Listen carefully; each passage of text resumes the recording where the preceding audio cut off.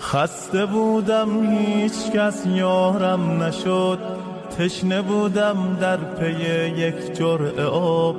آمدن از راه نزدم دو ملک، تیره شد در پیش چشمانم فلک. یک ملک گفتا بگو دین تو چیست، دیگری فریاد زد رب تو کیست. گرچه پرسش ها به ظاهر ساده بود، لرزه بر اندام من افتاده بود. چهره ام از شرم می شد سرخ و زرد، بار دیگر بر سرم فریاد کرد.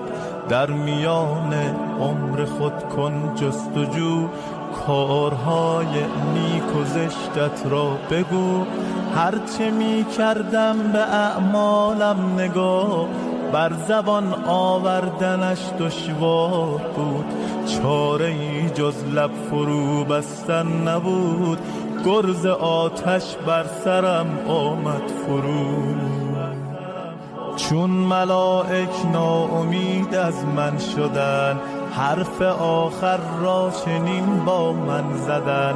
عمر خود را ای جوان کردی تباه، نامه اعمال تو باشد سیاه.